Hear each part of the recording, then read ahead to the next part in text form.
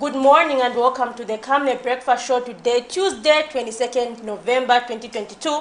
I am your host, Pram Shala, joined by my beautiful co-host, Miriam Kemba. Good morning, Miriam. Good morning, Zipporah. How are you?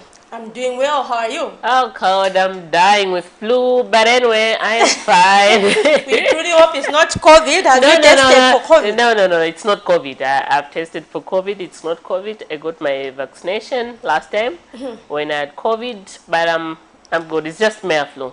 Yeah. And there's one thing we're not really talking about these days, ever since the COVID cases reduced. People even go back and say, no, let me get a booster shot, let me do this and that? Or I think a lot of people have been too reluctant, that the fact that we're not recording high cases of COVID-19, so people are very reluctant. And I think that COVID is gone. But anyway, it's always important that... It seems you've got flu fever right now. Zipporah, flu is a normal flu. Please don't associate it with COVID-19. But anyway, what do we have for our guest this morning? Anyway, at 8 this morning, expect to be joined by the Chilubi Member of Parliament, Mr. Honorable Mlenga Kupe, to just help us discuss or just give a round-up of what CDF has done in 2022. You know that for the first time, CDF Constituency Development Fund was increased from 1.6 million to 25.7 million kwacha. And so far, we're going to have him just analyze for us what does he feel CDF has achieved, and going forward in 2023, how can it be best improved. In the 7:30, we're going to open our phone lines where you, our callers, call in and tell us what issues you feel are trending, which would like urgent attention on. Talking about CDF, Zipporah, I think I was doing an interview with, I was having a discussion with one of the people who were telling me they were giving quite a right money for to form their cooperatives. They were giving 40,000. And then he alleges that the councillors there were telling them that, no, you need to give us at least 10,000 from the money that you are given for your cooperative. That was Kanyama constituency. So we are yet to go on the ground and just establish if those allegations are true. And if they are true, then... So they were saying that money is for which purpose, the 10,000? They just want to get it. Just for the councillors? Yes, they want to use it. Anyway, that's something that is serious. If you find that is true, I'm sure those are going to be in serious trouble, because CDF is meant to help the ordinary people. Exactly. That's why we saw a certain political party, coming on board and just calling on the Anti-Corruption Commission to just monitor how these monies are being handled, to ensure that there's transparency at the end of the day. But anyway, before we go direct into discussing about that, we're going direct into doing what we know best this morning, that is exercising. Right about now, go direct into our morning boost. Please catch us on the other side.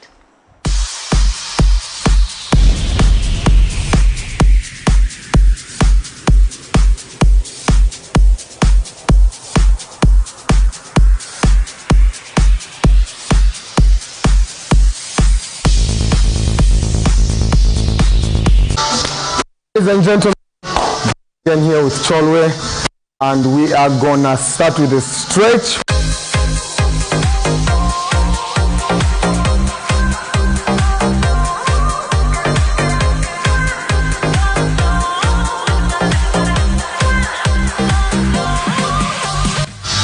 Ten for 10. 1, 2, 3, 4, 5, 6, 7, 8, 9, and 10. The other side. 1, 2, 3, 4, 5, 6, 7, 8, 9, and 10. All right, so we're going to start with squat jumps for a minute.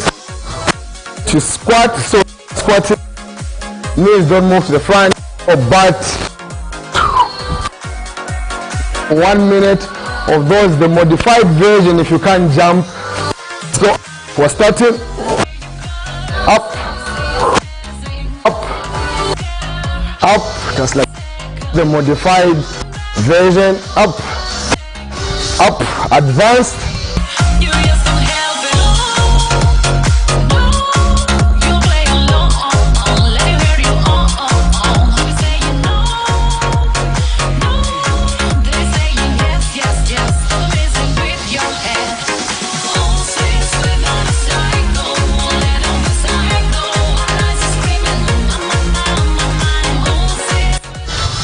up, modified version, but out. You don't want to the front. Remember that. Up, up, up, just like that. Up, up, advanced. You breathe.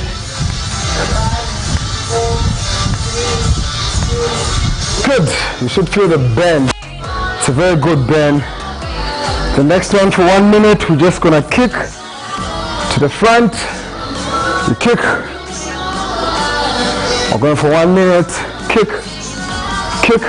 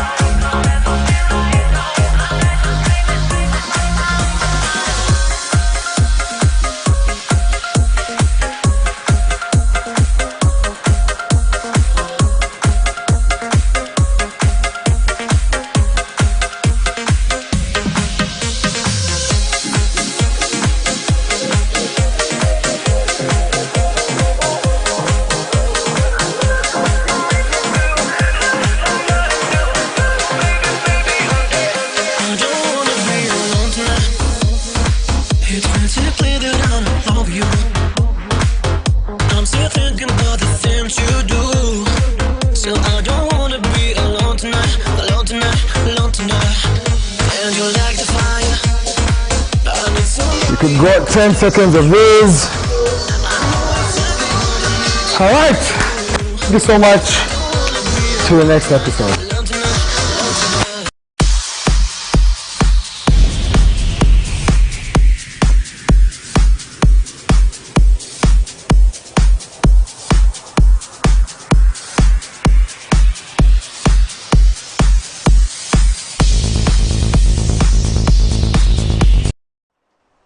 I hope you enjoyed that morning boost. Myself and my colleagues were in the background just trying to do 1 or 2 exercises. And it's exhausting, believe me. It looks simple, but it's exhausting. Exactly. It's exhausting. It is. It is. But anyway, it's there to ensure that it keeps your health intact and in check. But anyway, right about now, we'll go direct into our Healthy Corner. And just a reminder to our viewers that the Healthy Corner, just like the Money Market, which will be coming after the Healthy Corner, it's up for sponsorship. Make sure you come forth so that you can ensure that your products are there for visibility. But anyway, right about now, we'll go direct into playing the Healthy Corner and see what the doctors have for us.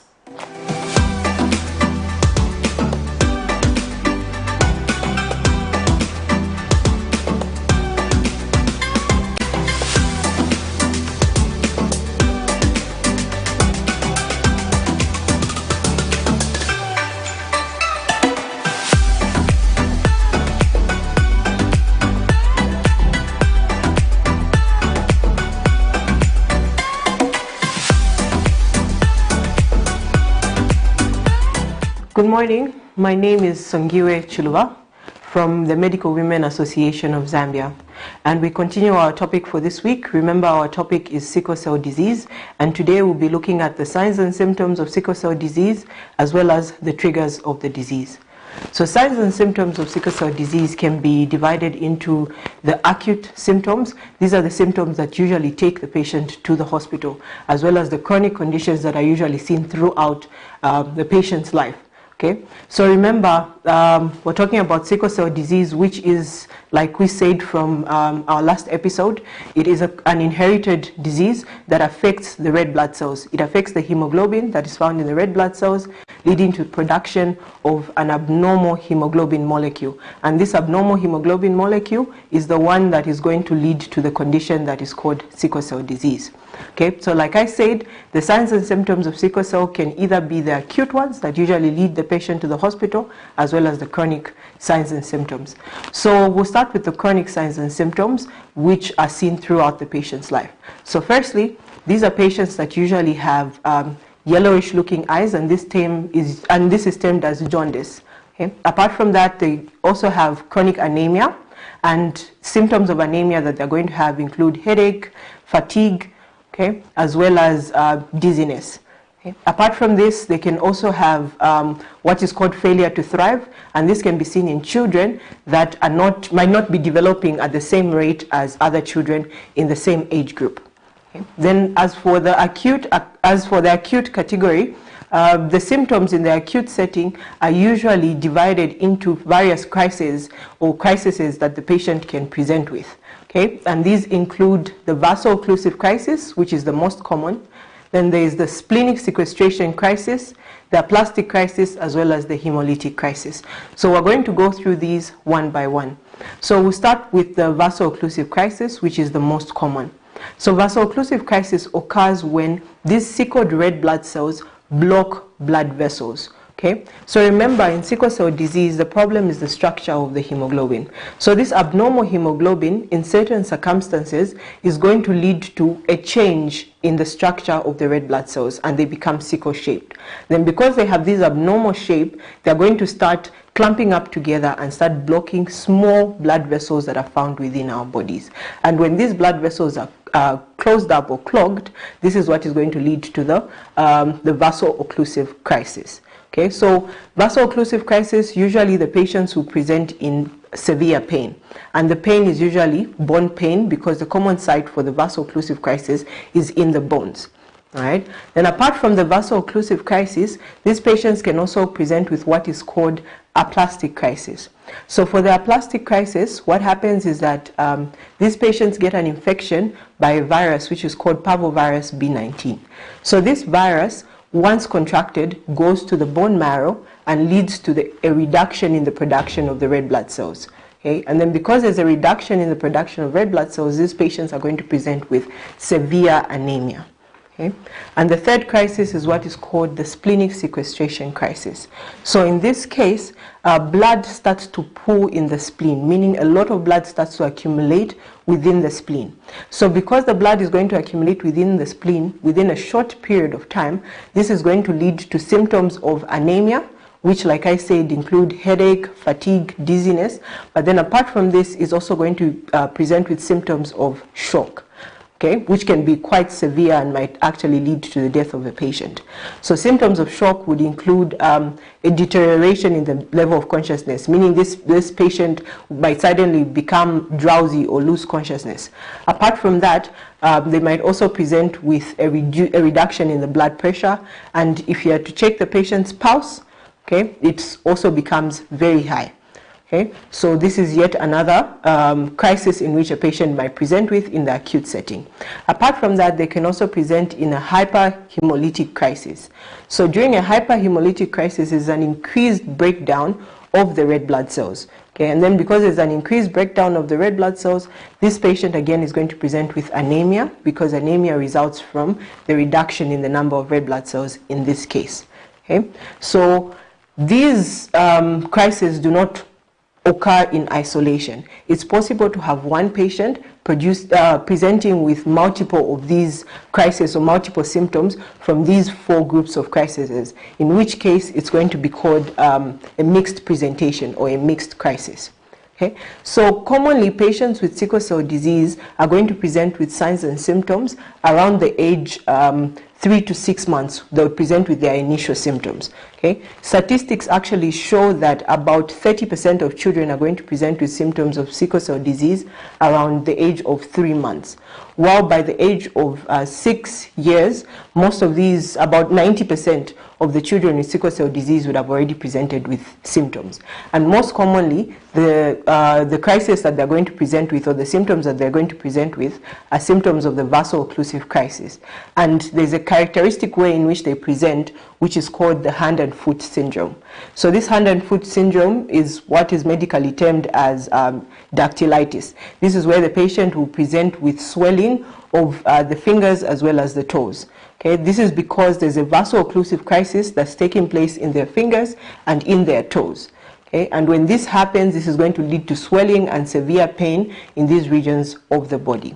Okay, so now we might also want to know the triggers. What are the things that would possibly lead a child to present with these signs and symptoms? So these triggers include things like dehydration.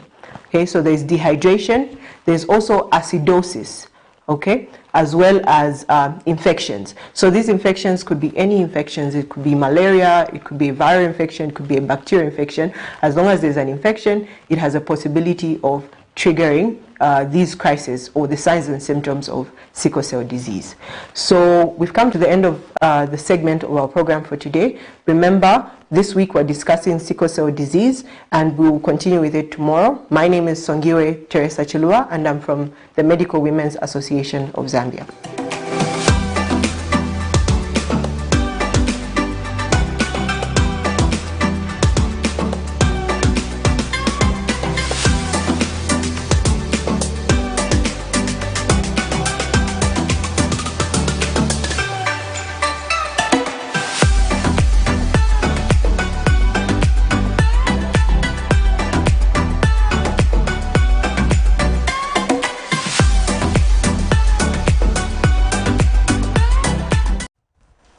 There you have it from the doctors. I hope you learned 1 or 2 things there on the signs and symptoms of sickle cell. It's very, very important that you visit your health clinic if you are not feeling well, so that you can get the right information from the doctors.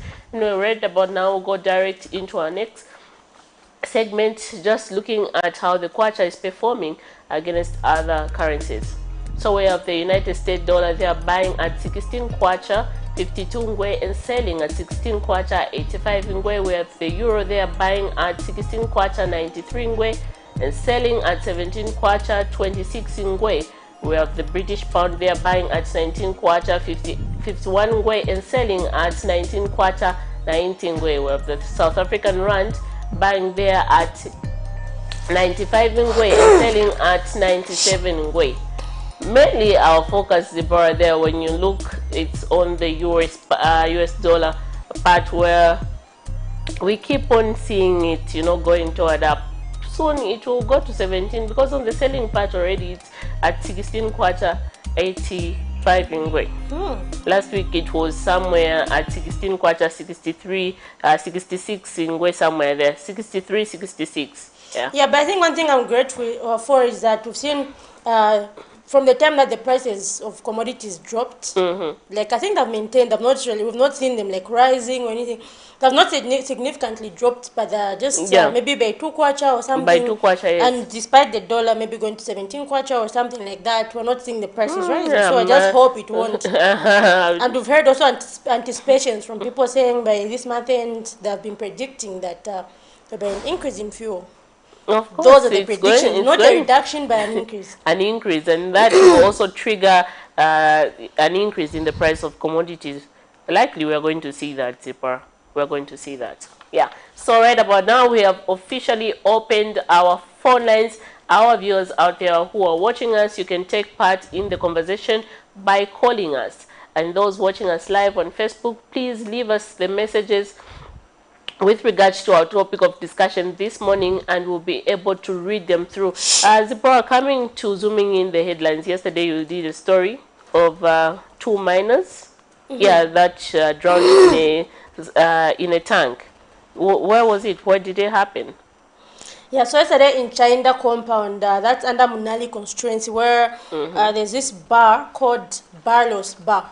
And like just within the community, Miriam, like, you know, you go to a neighborhood, the houses, then just you find that your neighbor is a bar, and then just after that bar there's another house. So I suspect that it was also once a house, then someone turned it into a bar because it's just straight down. You know, it's not allowed, according to regulations from the local authorities, for a bar to operate in the community. And you know, we have seen a lot of communities when you go to Kanyama, when you go to Mississippi compound, you find a lot of bars in the community. In the community, where they're just houses, and that's even dangerous. But don't they have like operating hours? Because I think yesterday I was doing a story in Kanyama where I saw bars early as 8 and 9. They've already started operating. They're already open. Are they? Is there no time? People don't even follow those things anymore.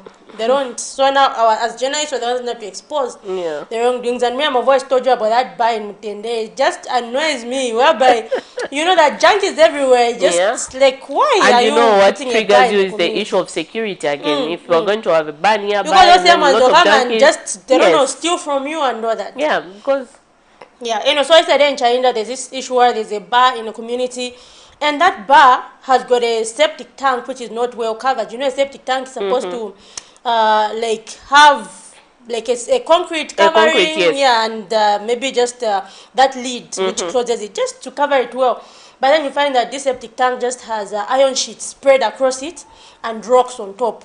So now now they had left a square, just on the iron sheet, that they had left a square and put another iron sheet on top, more like to close that. So they were saying they open that thing when they want to empty the septic tank and then close it. So those kids were playing that. There are 2 children. So according to the residents, then the neighbors, they were saying one is 4 years old, one is 3. But then, of course, when I later talked to Mr. Danny Mwale, deputy police spokesperson, he said the other one is 3 years, 9 months. Anyway, it's almost 4 years. Almost 4 years. Yes. So anyway, I'm sure the predictions were correct. So he said the other one is 3, then the other one is 3 years, 9 months. So yeah, it's in the same age range. So the one who died is the older one, the one with 3 years, 9 months. And according to the residents, they are saying one is the daughter and one is the granddaughter of a certain woman. So the one who died is the daughter. Sad. So it happened that as they were playing there, that lid ended up falling inside and they fell along with it. So imagine they were under there with the lid on top of them.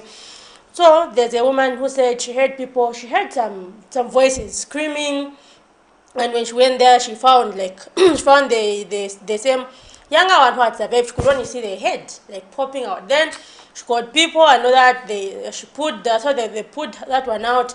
Then they asked her, "You are playing the 2 of you, where's your friend?" And they're saying it took a long time for her to say that the other one was in there. I think because, you know, looking at her age, she was traumatized. She couldn't talk properly and stuff like that. That's sad. That's really a great loss to the family. Anyway, I send my condolences to the family. So, you know, the residents, they were upset, or they were almost breaking down the bar. You know how it is anyway. And the owner, we called him, because like, how was it my fault? Where was the mother? Can you imagine? Really? Yeah, and anyway, let's just take a look at that story, but just remember that our phone lines are open so you can call in and contribute to the topic. Let's just take a look at that story. This is a septic tank at a bar named as Barlos in Lusaka Shainda compound, which residents say has been a death trap for a long time as it is not secured, being covered using only iron sheets and stones. With the bar being located in the midst of houses and the gate being open for most of the day, children walk in and out as they play. A child of the same area has however drowned to death in the septic tank Monday morning between 8 and 9 hours while playing along with another girl on top of the iron sheets after both of them fell in. Residents explained that the 2 children, believed to be 3 and 4 years old, are daughter and granddaughter of a certain woman in the community who at the time of the interview had already accompanied authorities in taking the body of her daughter who has died to the mortuary. So sinazio tumana pundira kuti. Niraunde sinamuoni. So nipite so na mpeza alimilile hapa. Mwita tano umu nafika chape kumudosa na kwanja yanga. So in the umozi olo? Na pesa umozi. Nishimanzi yafika huko. Kulumuka ako? Ndiye kamenena pulumusako. Sasa namfunsa muzako alikuti aibenze babiri. Muzako alikuti sikakamba. Muzako alikuti papitatayo kuti kakamba ati aliwo. Pali chitamki kai bana benzo soberera pa mwamba kwende kalidi manje wofaka kalidi muja mukachani kai plampa amasi yapo kalidi ko chitirako kusegula ngati chafasa or china fase basegula ija chani manje plampa sana chai mushika kalidi kaja so kalidi kaja bana posobera kabwera kadirikira mu maona so ndiye vuto ya mene nakena nkakonka ukase tweteze tubiri awa chamushe boncha wachita ewa kujo suppose semeza vra kwa beblo bwino waza tipa mankala mawekaza na bantu amakorewera hapa so ngataza cheka sabe bantu ambira zambo ngofera mmamino. The 3-year-old girl who has survived also narrates what happened. Kamia chikwa chitika chani kuseni unza gwera muti? Unza gwera mobwanje? Ndani? Kajamanje kama alira. Mwenzo shita bwanje mwenzo sobera? So manje bakuchosa mobwanje? Others have threatened to demolish the bar as they say the owner, identified as Joseph Chinyemba, is not cooperative. Chimangangani hapa bai chibache vechipwanyiwe ndafasika fest ujana mwalira nakambali kutali futi hapa kutali so mepo mininga tu alikutali nshweve nshinchani nshwalipo bwanji panjira kupesa kabeba alikutali chizamba ngani zilabo kuti yawe ndiva meno ashachani kuti ndiva meno achitabana na wichi kapena shani so ndiva meti gani zana hapa ndiva meti gani zatu aganizira Bana maba bakatumiriwa mafoni sibabwera so chitida busa pinchanje nchilengesa kuti basazifika ngati bantu batuna mafoni. Camnet News also spoke to the owner of the bar in a phone interview. Manje sijitakia bwanji because kugomena gwera mwana uyo parent wa mwana ankala pamene hapo. They suppose kucaring abana bake. Manje caring bwanji prime. By broadcast time, the Lusaka City Council LCC had delegated a team on the ground to conduct inspections at the bar. Zipora Mshala, Camnet News, Lusaka. Quite a sad situation there where we saw a minor dying in unfortunate circumstances due to neglect. Miriam, I can call it neglect, where you know the septic tank was not well covered. Was not well covered, and also it's again a mandate for parents to ensure that when their children are outside playing, they ensure that they are safe. Check on your children, ensure that they are safe. You just can't assume that, okay, they are outside playing. No, ensure their safety. What if there was a car passing by the road and then the child is bashed? Okay, so you need to ensure that they are safe. And I hope that this man, the owner of the bar anyway, the relevant authority, which is Lusaka City Council, will come into play and see if he has the required documents like license and stuff like that. And actually, Miriam, this was later after everything, where I received an update from the Lusaka City Council because we informed them and they went on the ground to inspect. So they said at the time of inspection, they found that the man did not have any operating license. So it was illegal, so it needs to be shut down. Yes, and when contacted, because I also shared the number of the owner, so they're saying when contacted about licenses, the owner indicated that the bar was not operating. But upon engagement with the community members said the bar was fully operational. So this is the information. So it's confusing. But the community members say, no, it works 100%. It's a bar, it works all the time. So when you went on the ground, was the bar operating at that moment? When you were due to the incident that happened, it was closed and the owner was out. Okay, so I'm sure he was afraid because people were, maybe we thought, okay, people are going to, you know, break down my we just found a caretaker there. So meaning, if you found a caretaker, meaning there's a possibility that it was operating. It is in full operation. I don't know why he lied anyway to save himself and continue doing his business. But anyway, you need to do the right thing. There was no way that he would, you know, go to the relevant authority and lie. Looking at the circumstance of what happened, you know, a life was lost. That's a very, very sad thing. And you don't take up ownership as the owner of that premise. It's very, very bad.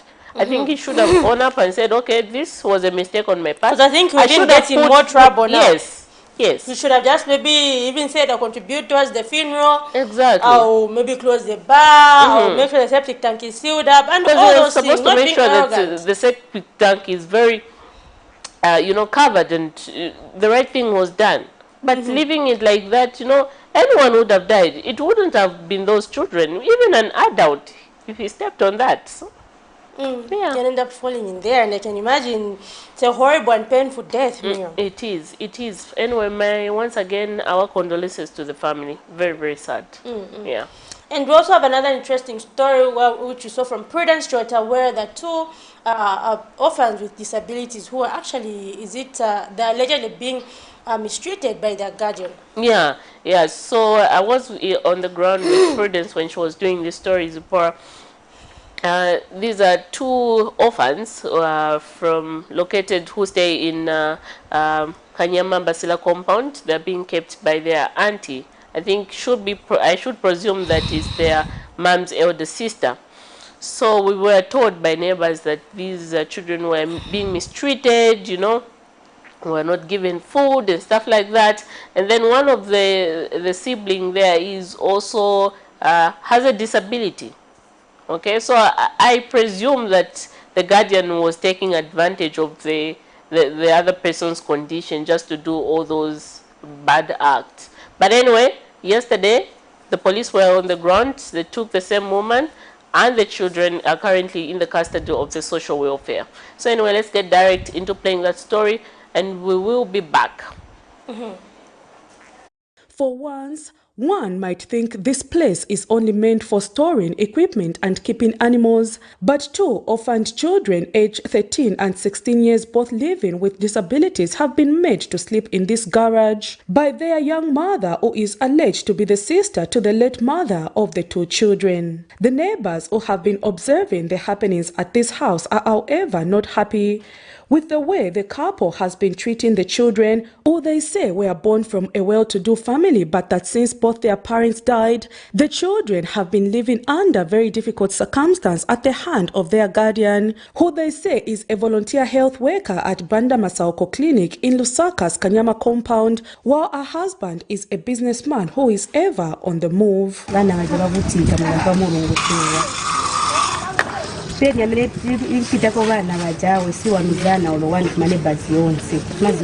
These children are suffering.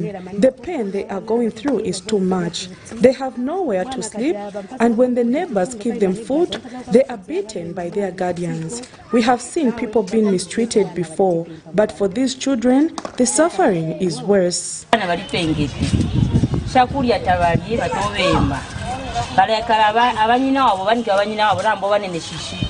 So bana bali pengeti chakwamba barona mu garage tabachitesha kulya na chakukwala balafula mali kushesho ofya mali tababoni onikisi. The children are suffering. They do not eat at all. They are suffering very much as they are subjected into sleeping in a garage. They are mistreated by their auntie. And a brother to the late father of the two children, who could not appear on camera, says he will be taking custody of the 13-year-old boy as he is only capacitated to take care of one child with a disability, while the 16-year-old girl will have to go back to the young mother's place as they look for an alternative place for her to go. The neighbors have since appealed to the relevant authorities to come on board and take the 16-year-old girl to a safe place.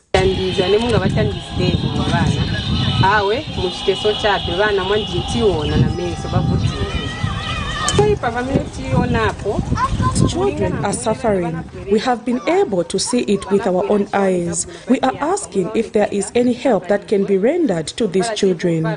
These children came looking very fine and very well dressed, but when you see them today, you will see that they are really suffering. By broadcast time, the children had been taken to the hospital where they are being examined. One only hopes the 16-year-old girl will also be rescued and taken to a better place. Prudence Chota, reporting for Camnet TV News. Quite sad story there that we saw being done by our colleague Prudence Chota, and we hope that relevant authorities, talking about the social welfare and the police, will take keen interest in the matter and investigate further exactly what was happening to the children.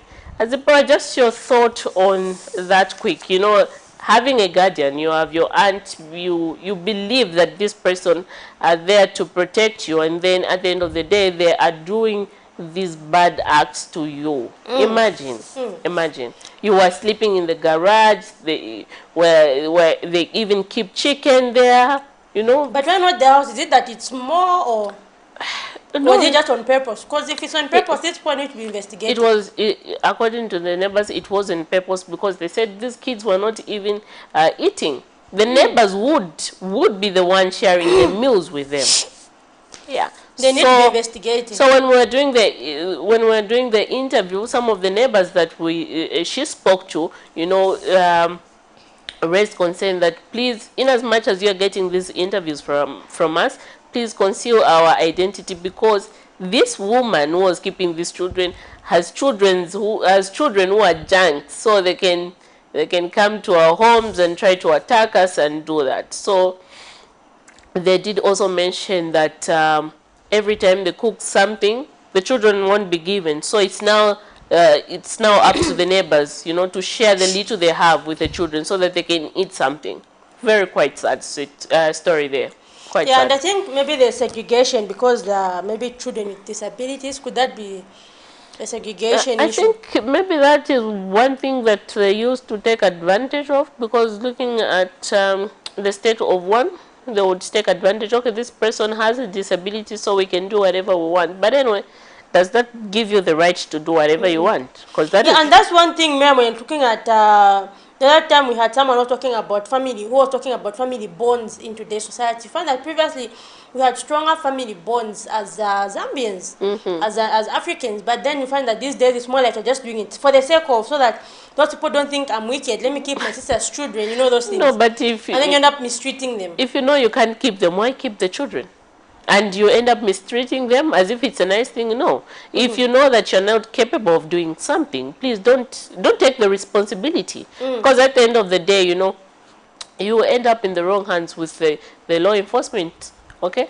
Just like we have seen this woman. If she knew that she wasn't going to, you know, take care of the children like hers, and you know, moreover, those were more like her children, okay? These are your sister's children, your biological sister's children, and then you're mistreating them like that.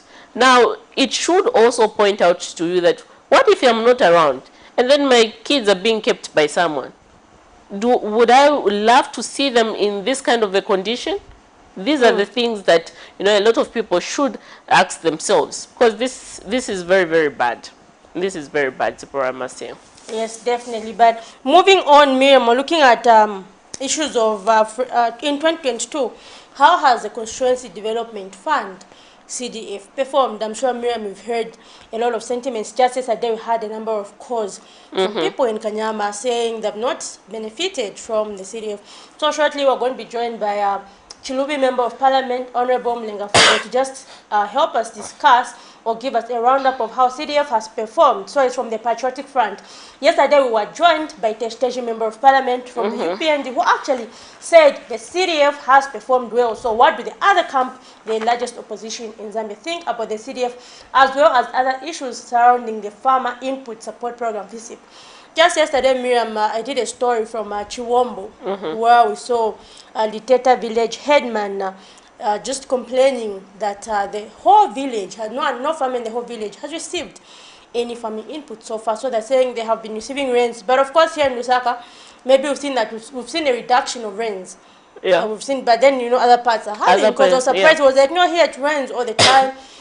Just from the onset of the rain season in the early November, people planted and the crops are growing, but up to now they've not yet applied fertilizer and all those things. So people need those farming inputs. They've already tilled their land. They've tilled their land. They need the seed. They need the fertilizer and all that. So they're saying, we're ready to start farming, but we don't have these inputs. And we also saw the district commissioner saying they've already prepared the sheds to receive them, although he didn't really state what was causing the delay. But we heard yesterday from a stage member of parliament saying maybe it could be a change in system, which is causing the delay. Which is causing the delay because they claim anyway that the previous administration was not doing the correct thing. According to them. That's why I said they claim. They're claiming. Anyway, we don't know. And shortly, anyway, we will be joined by Chilubi Member of Parliament who can just help us understand how was it in the previous done.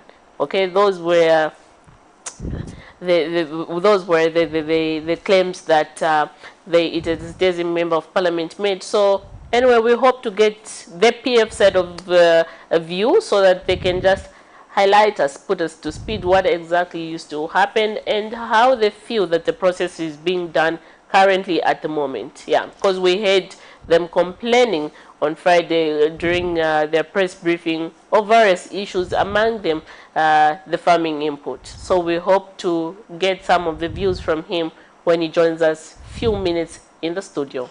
Yes, and Miriam, do join us in the conversation by dialing the numbers that are scrolling on your screen or leaving us a message on Facebook. We are discussing how the Constituency Development Fund, CDF for 2022, has worked throughout the year, and also we're also discussing issues around the Farmer Input Support Program, FISIP, so do join us in the conversation. Yesterday, Miriam, you were interviewing the Media Director of, is it the Presidential Assistant of the Zambians United for Sustainable Development. What are some of the issues that he brought out? Okay, some of the issues that he brought out there was that people are told to form cooperatives, right? When they form cooperative, there's a certain amount that they're given.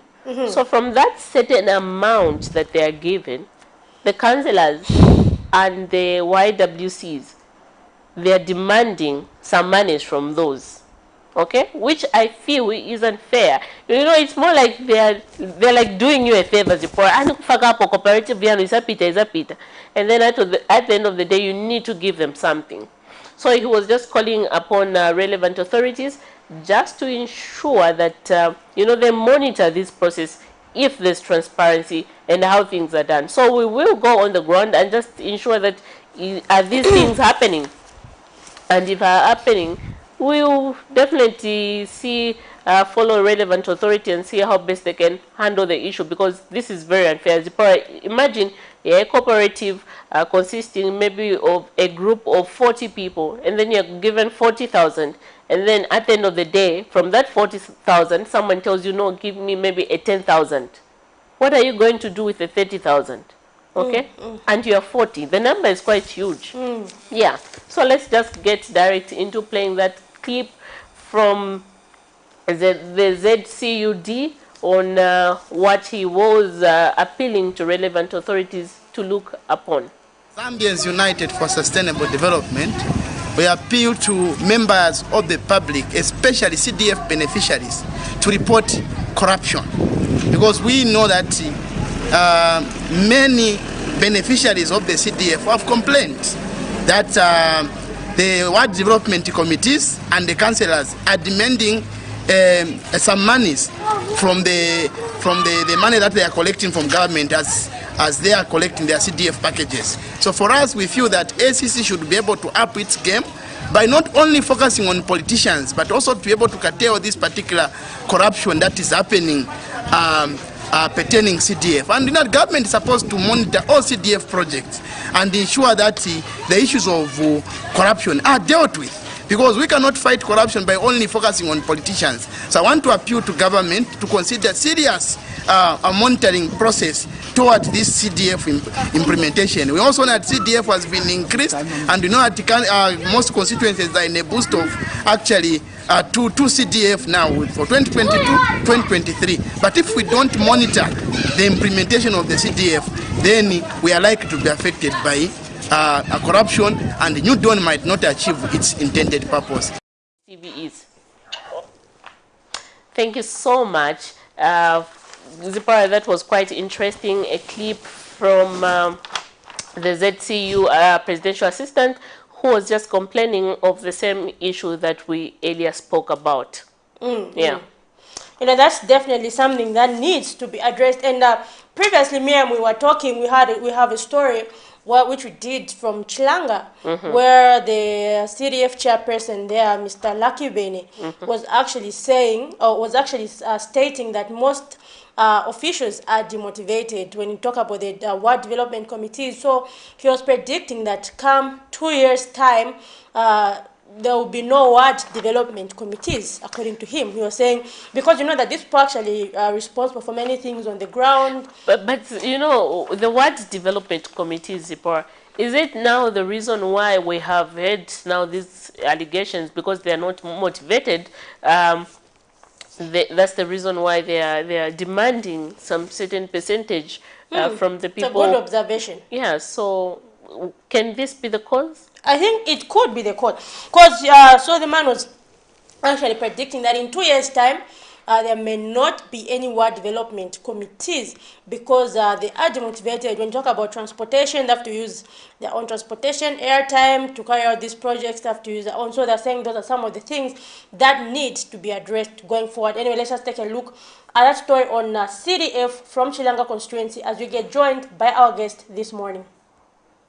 Statistics from the International Labour Organization, ILO, indicate that spaces in the formal job market in Zambia have continued shrinking over the years, resulting in thousands of people graduating every year, but with only few ever making it into formal employment. This resulted in an unemployment crisis in the country, as most graduates, including other citizens in the informal sector, were struggling to find meaningful capital to start economic ventures of their own. It was in this vein that the current administration provided for the funding of cooperatives with promising ideas under the 25.7 million Kwacha Constituency Development Fund CDF to elevate citizens out of poverty. Chilanga Ward Development Committee Chairperson Lucky Bene, however, feels that stakeholders should start considering the topic of delimiting some constituencies which are too vast, failure to which funding of cooperatives under CDF will not serve its intended purpose. In an interview, Mr. Bene explains that the case of Chilanga paints a true picture of this crisis,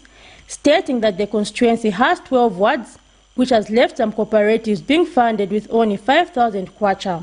So when we divide 470,000 by 12 wards, we actually get 40,000 for each ward. Now 40,000 for each ward, because most of all these cooperatives and clubs, they are applying for the maximum 40,000. It means we can only give one club or one cooperative. So this cannot continue. This is going to cause a lot of havoc in communities.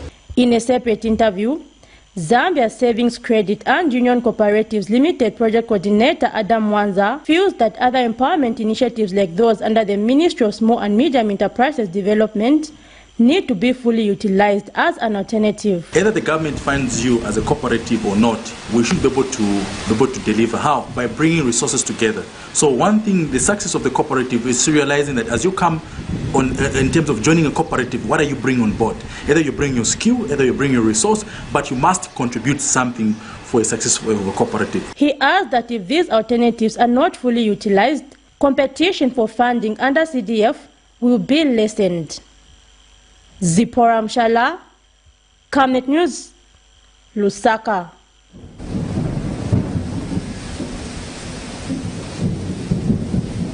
Good news, good news. The rains have started. You need to plan your future.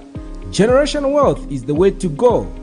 Has grafted avocado plants fruiting within 2 to 3 years for sale at only 90 kwacha each, and ordinary avocados at only 45 kwacha each. Contact us on 0979 753010 or 0962 965 883. We are open from 8 hours to 17 hours, Monday to Friday, at Healing Word Ministries International in Ibex Hill, opposite Hilltop Hospital.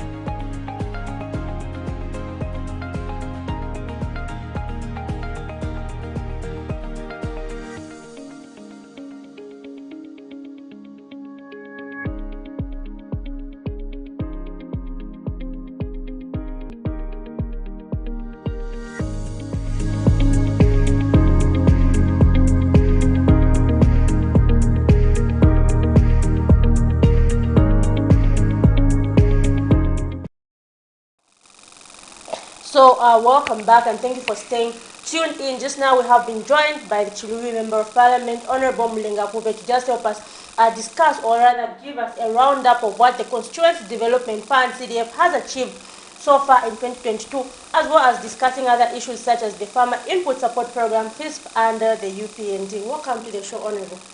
Thank you so much, and I think I would like to greet the viewers this morning. Maybe just before we start, how are the people of Chiluvi? How are they doing with the rains and all that? Well, people of Chiluvi, as you may know, Chiluvi is in three parts. There's the island, the mainland, and swamps. So in terms of how they are doing with the rains, I was just from there.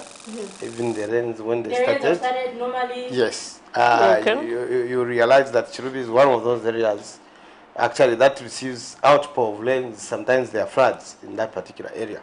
And I think they have started preparing the land for their farming activities. And this means that in all areas, because as far as we survive on fish, we also depend on small-scale farming. And the farmers are not complaining about the delayment of their farming. Well, I think that's technically countrywide. You know, where the problem has come in is an issue of old cooperatives versus new cooperatives. You find that we received the same number of bags, that is for seed, D and urea, though I would like to state that we are yet to receive 1,500 top addressing and 1,000 bags of seed. But we hope that this can be attended to before the road is cut, because our road is in a deplorable state. So when you look at that, I think the problem of FISP, the problem of inputs is widely. And I think Chiluvi, just like other areas like Rupososhi, you know, and Luwansenshi, those I know that people, when they think Chiluvi, they think water and island. There is a lot of farming taking place there. And I think we survive on farming.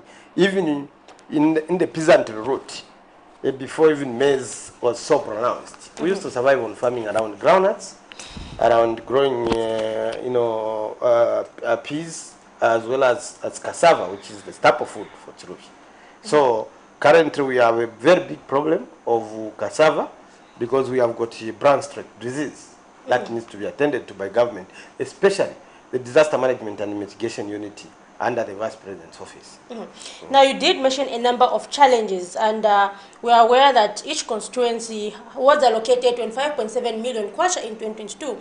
Have you been able to use that 25.7 million kwacha to address some of these challenges, or has it been released in full and all that? I think we need to also realize that that 25 million kwacha was the first challenges that it was not released in whole in January. So that created the first gap, as it was anticipated. The marketing of the fund, the advertising of the fund was hyped to a level where people were expecting that come 1st January, maybe a few days later, all the money would be received. And I think there was a lot of euphoria around the money, which did not match with the disbursement. Why I say this is that at first, as you may know, it was a 700 something that was released, that was meant to cater for the issue of schools. Then later on, a 6.4 was released. As we went deeper into the 9th month, another 6.2 was released. Few weeks later, a few weeks ago, another 6.4 was released, adding up to 75% of the money. We are now in what? We are now in what? November. In November. We are remaining with the last quarter, because it has to be 25.7 million. Meaning that whenever they release this money, what we used to do in Chiluvi is that we divide it around the components. Maybe let me just allow me to read through of how the money was divided. I think we are talking about the allocation and distribution of the 25.7 million, which in this case is that 5% is administrative cost, which is 1.285. Then 95%, which is 25, percent is, 60% of that, which remains from the 25%, is the community projects, community-based projects. Out of the community-based projects, 60% of it, which is the 14,649,000, is supposed to go purely for community projects. Then out of that, we knock out a disaster and emergency fund, which is at from this 5% I'm mentioning is the 5% of the 60%. I hope you are getting me. Where you collapse, the 60% becomes the 100%. Out of that, you get the 732, 450 for what? Then there is the need for the CDF vehicle, which is supposed to be procured centrally. Then the issue of youth and women empowerment, community empowerment, which is 20%, which amounts to 4.883% kwacha. Then grants, which is 40% of the thing that the amount that I've mentioned, because these amounts have been broken into grants and loans. So the 4.8% is further divided into grants and the loans, which comes to the portion of the grants is 1.953,200. Then the portion of the loans, which is the latest disbursement, is the soft loans, is 60%. You need to realize that the 60 and 40% I'm mentioning now is that 20%, which is 4.8, which we knocked out from there, which stands at 2.298%. Then another component, which is another 20% of that 24 that I mentioned earlier, where the 14 million for community projects comes in, it stands at 4.83%. This includes the component of secondary boarding schools, as well as skills training, for young people. Now, having given that scenario, I would also want to tell you of how did Chilubi break this down. And we actually broken it according to phases. We had 4 phases. Why we had 4 phases is because we anticipated that our phases should match with the money, because we didn't want to do kind of Munguru approach. I know that a lot of people that have been saying, but why is it Chilubi not advertising figures and so forth? I think we were quite cautious. We wouldn't have gone to the FB, Facebook, to raise people's anxiety, which did not match with the resources available. So the update on as by 30th, August, when we sat as a CDF committee, we did allocate and inform the ministry that we first had the 26 community-based projects, which would cost 12,716,000.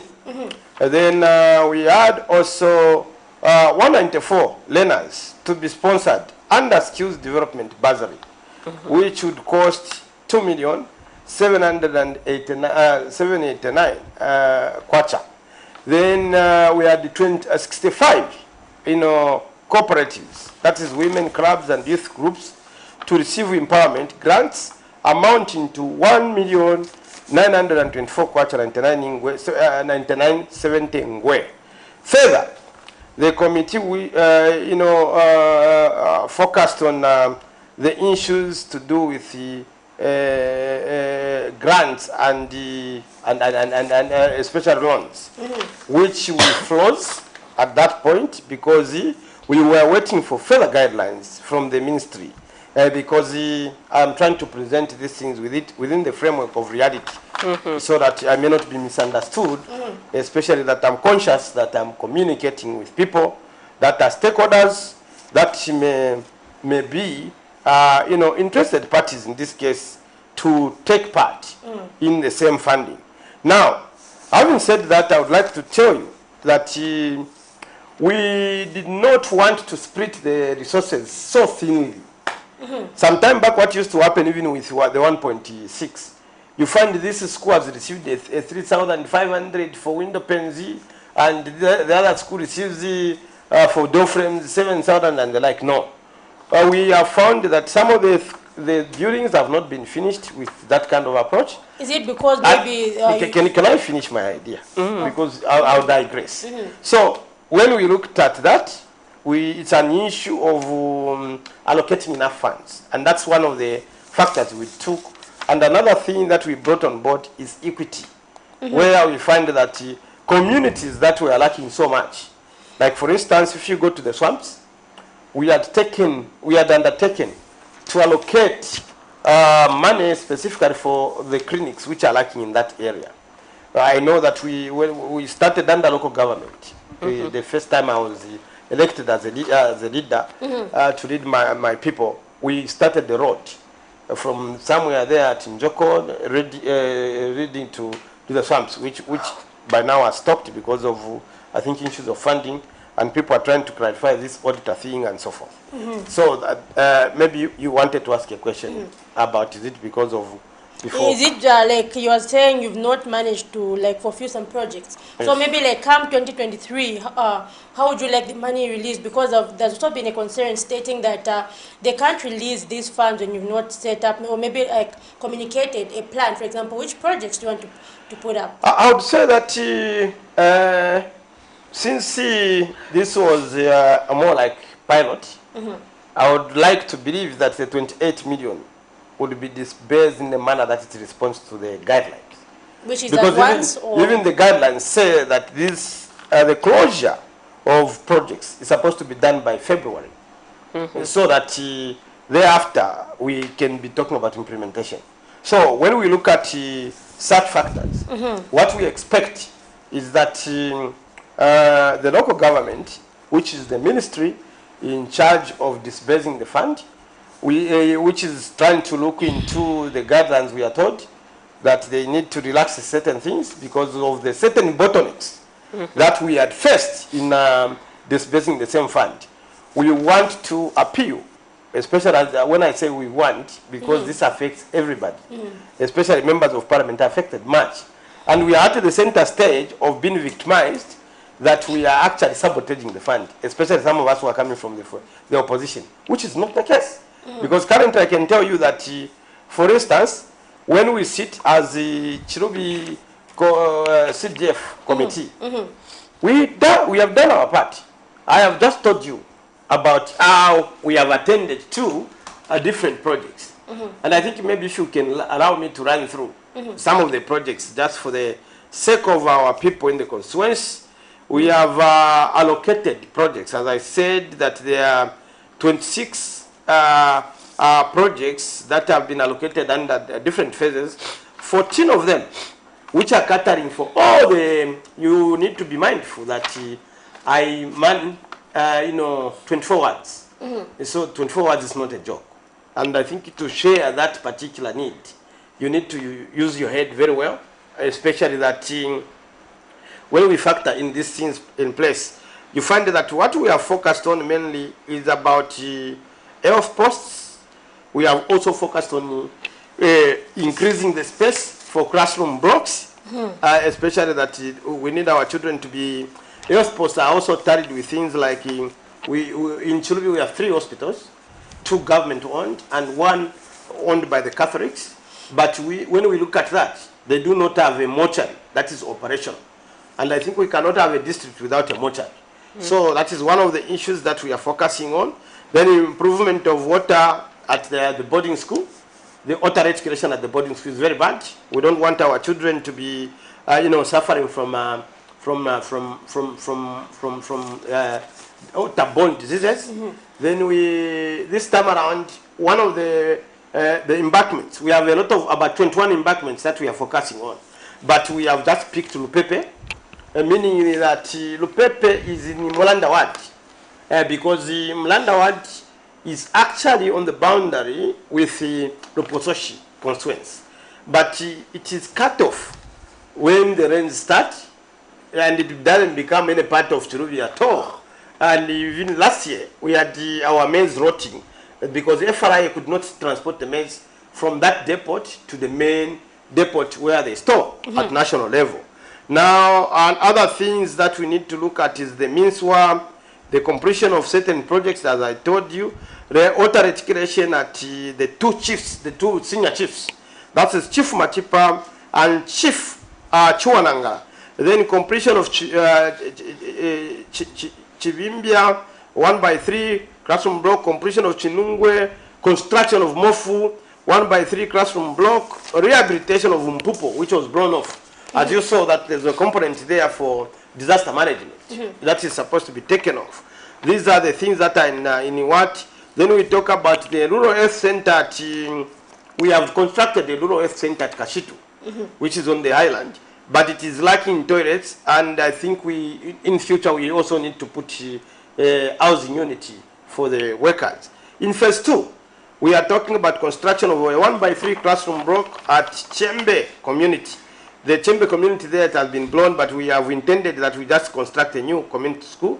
Then we are talking about constructing a new 1x3 classroom block at Kapampa, construction of rural health center at Mususe, which is in the swamps, and another construction of police health post in Chuele, which is also on the island, the rehabilitation of building and sales toilets at the Chiluvi main police station.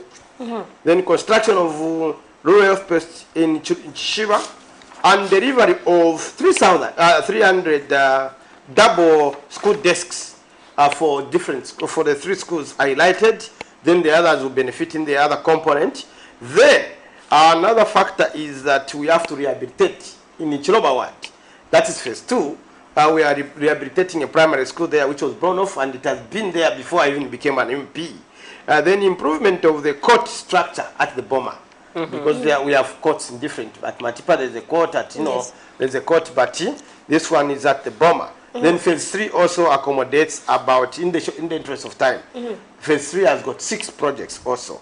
Phase 4 has got 6 projects. So in total, we have got quite a good number of projects under that particular component. Then apart from what I've mentioned, we have, in short, what I've given you as scattered for the components that have been highlighted. That's the component of community projects, the component of grants and loans, as I indicated earlier, that the loans, because of technicalities, as you may know, that the 2018 CDF Act does not allow people to disburse the loans. So they were looking for a manner and a way to distribute the loans. And I think this time around, as you may know, that there was the news a few days ago that have identified the banks to distribute the loans. And I think that would be more to do with the banks than to do with the CDF committee, because the recovery has to be done by the bank. And so that is the factor, because that is meant to be a revolving fund. Yeah. Quite a number of projects there. In case you're just joining us, we are discussing the 25.7 million Kwacha Constituency Development Fund. So do participate by calling us on the numbers that are scrolling on your screen, or leave us a message on Facebook, because the essence of the Constituency Development Fund is to bring grassroots development in your community. Have you seen this grassroots development, or have you benefited personally from the CDF? Just let us know your thoughts on how the CDF has been handled this year and your expectations for next year. Actually, we have a message from one of our viewers, Mr. Honorable, where the person says, does the PF appreciate the 28.3 million kwacha for next year? We have not heard from you. And another viewer says, the same viewer actually says, if PF were to bounce back, would you maintain the amount or reduce? Because I think that's a very good question. Well, let me tell you one reality. So there are 2 questions. Let me tell you one reality. Even coming from the ministries, 9 ministries. Whereas the PF used to give 1.6 million. This thing of appreciating and wanting to praise, I think you have seen the manner and the spirit in which I'm talking about this fund. I'm not insulting it.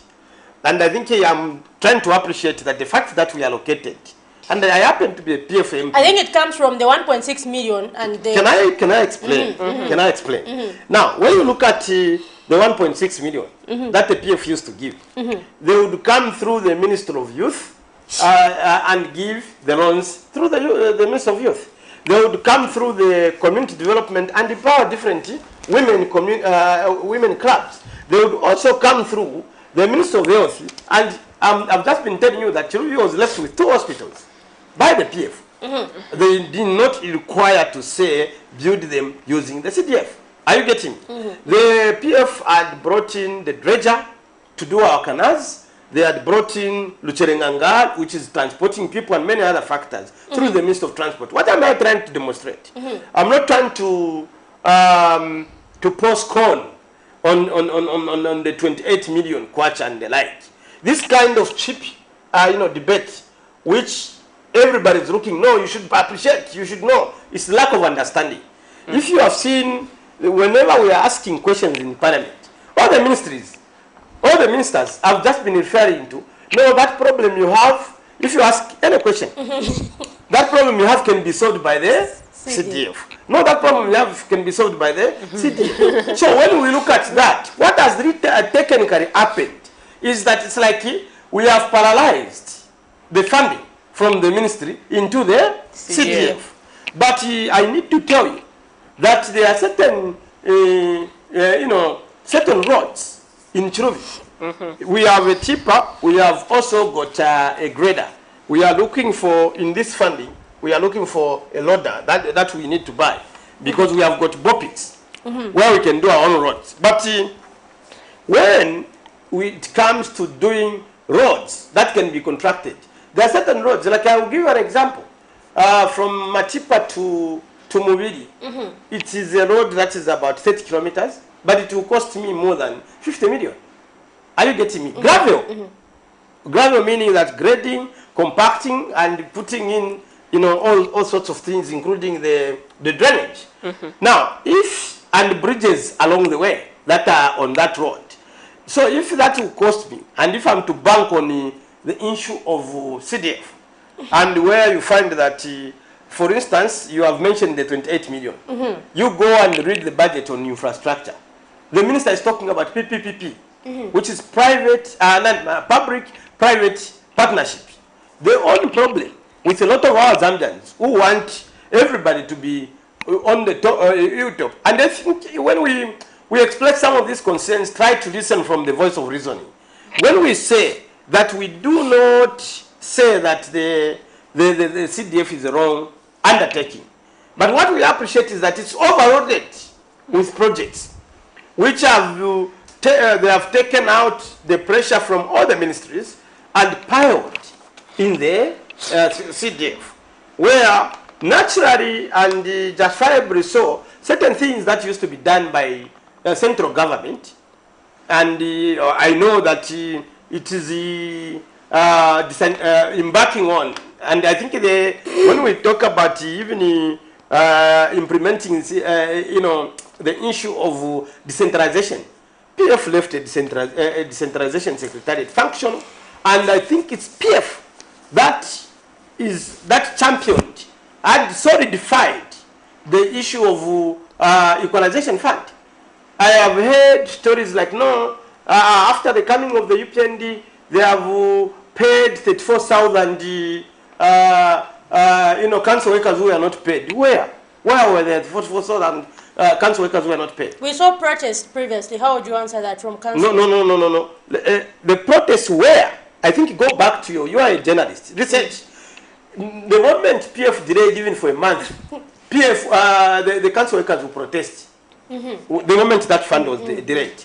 We found debt, we found retirees who are not paid. You need to know that some of this propaganda that is being floated is not even fair. For instance, the PF found 22,000 plus retirees, ranging from 2008. I'm just giving that as an example. It's not much linked to this. They had to pay most of them. By the time the PF was leaving, you can even confirm with the Minister of Finance, if he is going to tell you the truth. The PF only left 2,900 retirees. So this propaganda that have been flowing is not very fair to the PF. Yes, the PF had its own mistakes, but in terms of delivery, they delivered. They did not deliver to the forest because there are a lot of roads that are still hanging, like they started the Luingu-Chava road, which has not finished. And we are looking forward that it's a this aspect, this spirit of thinking, no, the PF should be dancing. The PF is an opposition party, which is there to offer checks and balances to the ruling party. And we are in a democracy. And people that has to sink into people's mind, that they do not expect. And even when we want to pressing, looking at the weaknesses of the system is not really saying we do not appreciate this fund. Even those that are in UPND, the members of parliament that are in UPND, I am with them at parliament. When the first guidelines were brought, they expressed concern. And expressing concern doesn't mean that you do not respect the fund. Expressing the concern doesn't mean that you do not appreciate the fund. No. In any case, this fund is coming from your pockets. Paula, you are paying, Miriam, you are paying, and my brother there, they are paying towards the same fund. So to believe that this fund is coming from one person's pocket and then all of us should be placing as, no. This is Zambians taxpayers' money that is going to the constituencies. And I think economics is about making decisions. The UPND have made a decision to allocate funds at constituency level by polarizing the funds from the line ministries and taking them to the constituency. They would argue that there's two funds, they would argue that there's two empowerment funds under the Ministry of Youth, under the Ministry of SMEs, as well as under the Ministry of Community Development, in addition to that. Yes, but look at the manner in which these are being disbursed. It's not coordinated. And we are likely to have duplication of where one person benefits from all of them. For instance, I'll give you an example. That I have data that some of the people that even applied under CDF, when they were receiving that 171 million at Set House, some of them were members of cooperatives that have already received. So that such duplications should come to an end. And I think these are resources for Zambia that should be received. For instance, if I've received under the cooperative, I should leave Musonda or Mvula or Litana or Sulmesi to receive under a different component. What do you think would be causing this? These issues, no. Why we are having these duplications is lack of we need to listen, even from the voices that we feel are not talking sense. For instance, if a youth club was qualified under the CDF, and then one of the youths have applied to the Ministry of Small Scale and whatever medium, enterprise, and another youth has applied from the same group to the Ministry of Youth, there is no monitoring system to sieve, because you see, whereas for the CDF they apply as a group under a cooperative, those who are receiving grants, and for the Ministry of Youth and for the Ministry of Youth Enterprise, they are applying as individuals. There is no screening. And we are trying to appeal to government that let us spare these resources and distribute them evenly, so that those that have received under the cooperatives. In any case, my sister, I would like to indicate that I've just discovered that it's not only my constituents where they have this appetite to share the money. And I think the score may not be so much. You know, where you find a cooperative, they apply, they will tell you that they will be rearing chickens and the like what we did in my constituents. When we realized that the seeding of the 40,000 kwacha may not have a trickle-down effect to everybody, because we are looking at 24 wards, and I think we wanted to cater for everybody. Though I would like to indicate that there were some wards where we are just receiving 2 applications, which is not enough. Some of the wards like Mulanda never even sent any application at all. So when we look at such factors, we need now to know those which didn't receive. If we coordinate with this DC's office, we coordinate with the local government, so that we see those which did not receive under the cooperatives.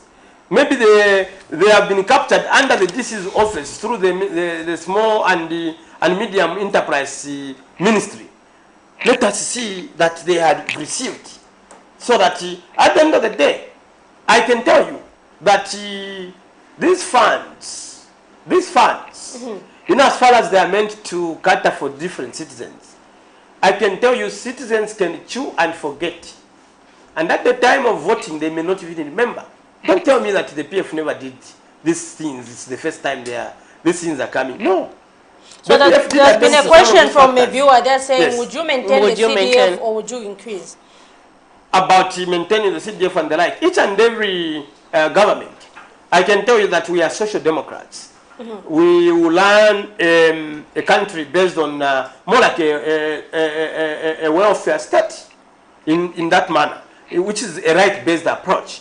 But our brothers are liberal democrats, and they take that approach. So I cannot answer that particular question, just me as an individual, because it is corrective thinking. I cannot subsidize our manifesto or circumvent our manifesto. We have a manifesto of 2021 to 2026, which by the time we reach 2026, which is a legal term that Zambians give a government 5 years, then they have to appeal again. By that time, when we reach there, I don't know the circumstances under which my party will be operating. So if I say that we will disband or maintain, but the practice has been that whenever the government comes in power, there is increment of the CDF. And no one should tell me that the PF never increased the CDF. The PF never found the CDF at 1.6. If you remember the way the CDF was in 2011, if you take your what, I think it was even below 100. But it ended up, by the time the PF was leaving power, it was at 1.6. But the PF was active through line ministries to make sure that they implemented the projects. So when you asked me a question, whether me as Mlenga, I'll maintain... The viewer there was asking as PF. No, but look. Let us be reasonable. Let us be reasonable. I'm only an individual in PF. And I think when I say we as PF, I'll be speaking as who? When we have not grafted the 2026, because what is talking about, because it's a 2026, 2031 manifesto, which should speak to the people. So currently, even the debates are around the 2021, 2026 manifesto. So I would say that we will reach that bridge, we will cross that bridge. When we reach there, I'll be preemptive. And I think I'll be prematurely so if I say that the PF is going to maintain or increase or reduce. Because it is an issue of you're asking me, okay, I have a bed in the hand. Is it alive or what?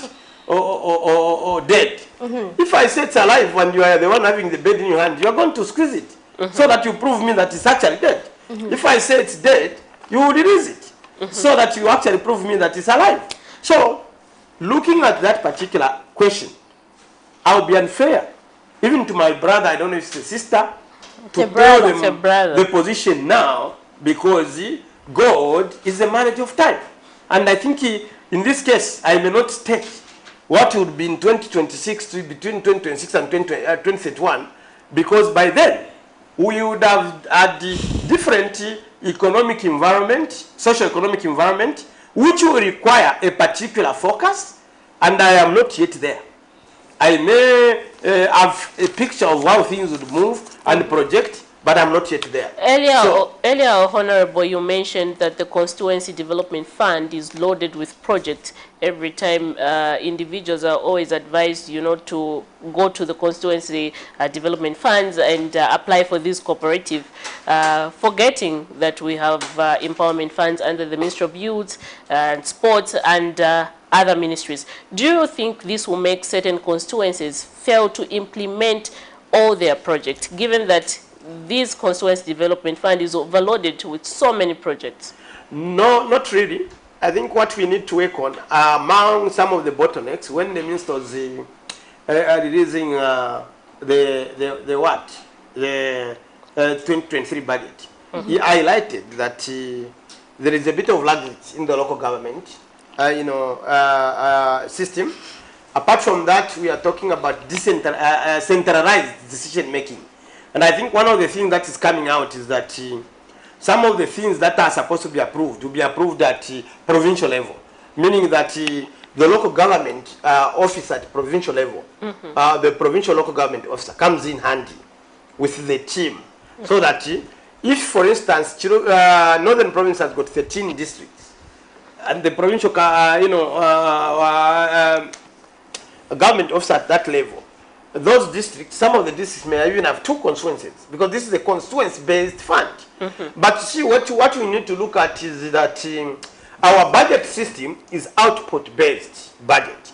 But I think one of the things that the minister also highlighted is that government will not be recording the money. Are you getting that the government will not be recording the CDF money? And I think that being the case, we need to appreciate that that's a good factor. If that being a good factor, it means that unless otherwise, if we are not in lazy constituencies, we'll be in a position to burn the money for a particular annual or a particular year and exhaust it as such. Because the moment we just say that we have lined up and this, all we need to do, like it was being done a few weeks ago in Chilubi, they advertised for contractors to attend to different projects. Then they were doing selection of those that qualified and the like, and they have to communicate to them. The moment they communicate to them, though for Chilubi this is the rain season, and it being rain season, we have got problems in terms of movements, especially going to the swamps. Even Chilubi, sometimes construction may be very bad, may be a challenge. When you want to construct at Chilubi, there are no stones, meaning that you need to have to secure a good boat to cross with stones either from Sanfia or from Chishi to go to the island to go and construct, because we also need quality buildings. Then the issue of roads, which we are going to attend to in the component of 2023, that would be much of our focus. And what we will be talking about is connectivity, which will also include the issue of solar power, stations, because we know that once we have put in place the OFE facilities, we have put in place the school infrastructure and many other. What would follow thereafter is how are these things going to be sustained? And what is the movement of people and the vehicles and many other to these facilities? Then the roads comes in. And that is where you heard me emphasizing on the road that since we have got the grader and we have got the tipper, and we wish that if we are to construct more roads in future, we would need another tipper and maybe another grader. But for now, what is of primary cause and where we have put premium is the issue of the loader, because the current tipper, people can't use shovels to get gravel and put there, then it means that we may not construct anything sensible. So we are looking around that. With a few minutes that we are remaining with, how would you describe the farming input delivery under the UPND administration? There were some claims yesterday. We had it as a member of parliament on the show who said there was no leadership under the PF. They claimed that the distribution of the farming input was only to selected individuals who benefited from the program. No, that is a cheap notion. A very cheap notion, and this is what has caused disaster. Why it has caused disaster is that we had a two-pronged system. There was e-voucher, which was targeted at drought-prone areas and many other. You really appreciate that Southern Province from 1993 had a very bad drought, and it has not recovered fully from that particular drought, such that Southern Province, which we all believed was a maize belt, the production of maize went down. You realize that Southern Province has even been beaten by provinces like Eastern Province at par when it comes to maize production. And this is not because people in Southern Province have become lazy. No, it's because of the rain pattern. And I think the kind of farming that they were doing has somehow affected the rain pattern there. You find that many of the spaces have remained bare. Now, when we look at climate change and many other factors, made the PF government then to structure a two-pronged system where we had some other people who would redeem, and they have alternative method of agriculture, sometimes livestock and many other, fish farming and many other, to redeem a particular amount to pump into a different system, so that you may even choose a drought-resistant system. To say that PF was a disaster in a manner is being unfair. It's not only being unfair, I think it's I don't know which term I can choose. I would give you an example that where PF was implementing the direct farm support program, input support program, they were giving a minimum of 6 bags, which is the 3 basil dressing and the 3 top dressing. You can call them D compound and urea, and a bag of and a bag of maize. In certain circumstances, for people that chose to grow sorghum, the PF would give 9 bags. For people that chose to grow, the issue of legumes like groundnuts and soybeans, because the PF had already seen the gap of edible oils becoming expensive. When I talk about edible oils, my sisters, I'm talking about the issue of cooking oil. So they were giving 9 bags. So which beats that record anyway, if we have to go by today's standards? Who beats that record? And I think you never heard of people receiving fertilizer using gallons. They all received. And I think this notion of being misinformed, of no selected, this is killing the country. And I think it's divisive, where people think even in the health sector, no, the PF just allocated. You saw the health posts. There's some of these areas that were, for instance, Southern Province, had the highest number of allocated health posts. But when the minister was presenting at first, she said that it was discriminated. A province which had the highest number of health posts and many other. So now, when you look at this kind of cockeyed thinking, myopic thinking, where everybody wants to say the PF discriminated this, is what has even caused this problem. Because they believe that all the cooperatives, like they are doing with the social cash transfer, where they are using this to give just those that are believed to be UPSEND members. You see, you don't give a public service that way. The PF, if I can even go to Chirubi, you find that I can tell you that even the district chairperson there was receiving FISIP. And many other. The district chairperson for UPND. Is he qualified for the Yes, it did. Is he qualified? He's qualified. Because what is knocked out is those people that are working, and I think it falls within the bracket of people that qualify when we follow the guidelines. So when we look at such, the notions where you float to say no, they discriminated, it's being stranded.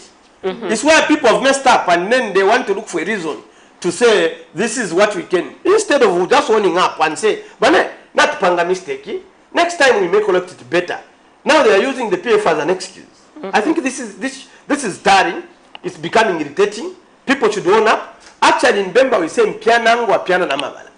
When you have taken the steering, be man enough. And you see, when you see these things as governance, me when I come, I'll be doing this and the like. We saw that we had the president who was talking about even reducing prices, like we are in a commandist economy.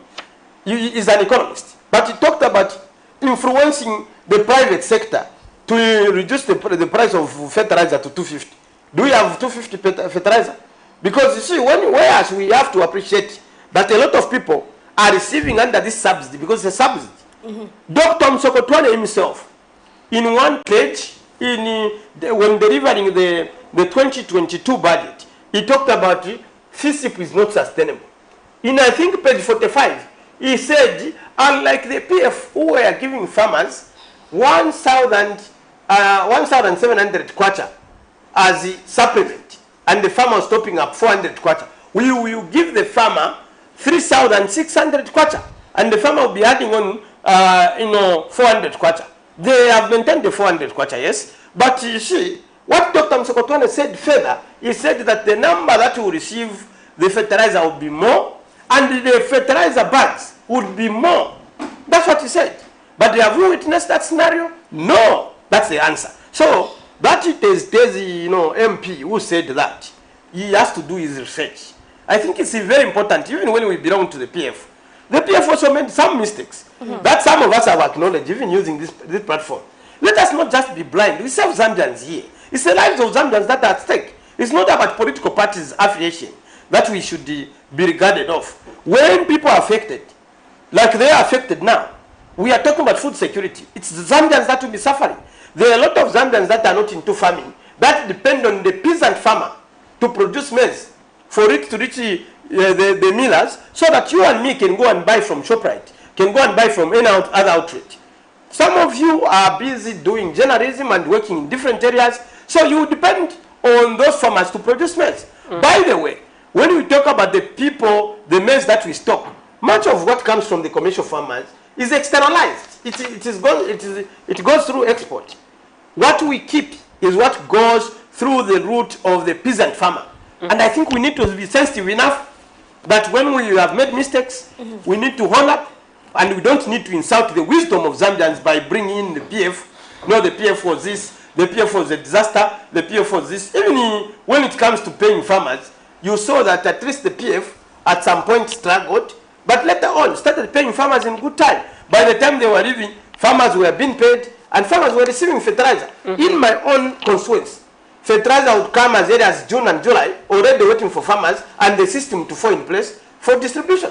As I speak, I am waiting for 1,500 urea. I'm waiting for 1,000 bags of seed. When do they plant? So when you want to be insensitive and you want to preach to the gallery and say we are better than the PF in which area?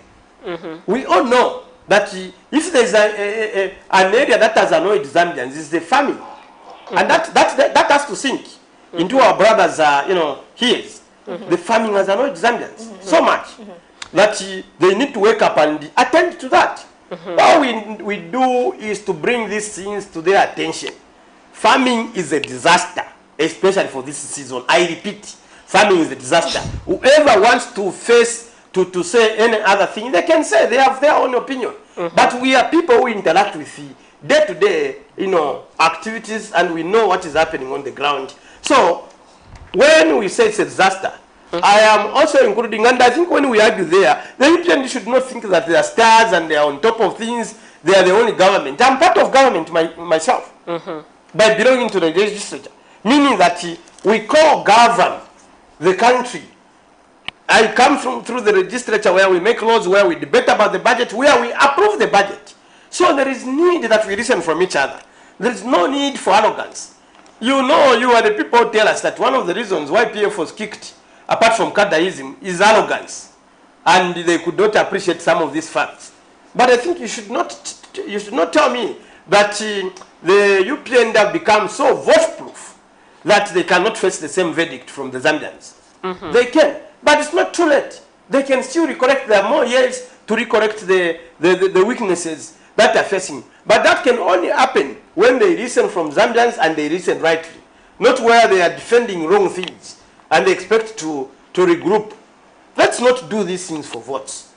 Actually, out of the misinformation that PF was discriminating and they were just giving, they are the ones who have even actually started practicing Kadaism of visa order, where they want to just be giving this social cash transfer through cadres and many other. I have extreme cases where a person who is expected, who is presumed to be PF, has gotten even the money. Someone who is a card of UPND goes to grab the money from the hands. Have you reported the same to the police? No, I mean, what will they do? What will they do? If you report to the police, I'm sure. No, madam, I can tell you. I thought that cases of cadarism should be reported to the police. No, but come on. You see, practice and theory are one thing. Such are things that have even brought to the attention of the law enforcement officers. Nothing has happened. That happened in Kanama, where this past by-election was. Nothing happened. So when you look at such factors, I can tell you, there is just even this belief in our system, where even law enforcement believes that the PF, those who are from PF should be punished a bit because they have already chewed. Then those should be punished because they already benefited. What benefit, Wane? I think let's run the country based on brotherhood and, such fraternity bonds. That is when we will succeed. The moment we just start discriminating citizens along party lines, we are missing it. How many people have been purged out of systems because they believe they are PF? But has that improved the delivery of services? No. So that is the case. Unfortunately, we've run out of time. We've actually been exceeded 9 hours. But thank you very much for coming here. It has been a fruitful discussion, and thank you to our viewers out there also participated. We were joined by Chiluvi Member of Parliament, Honorable Mlenga, who will just help us discuss what the CDF has achieved in 2022, as well as issues around the Farmer Input Support Program. Mayor. Thank you so much, Zipporah. Thank you so much to our viewers there who took part in our discussion this morning, those who are watching us live on Facebook, and those who are watching us in the comfort of their home. Please join me tomorrow morning, Miriam Kaimba, and my colleague Zipporah Mshana at the same time. It's bye-bye for now, and God bless.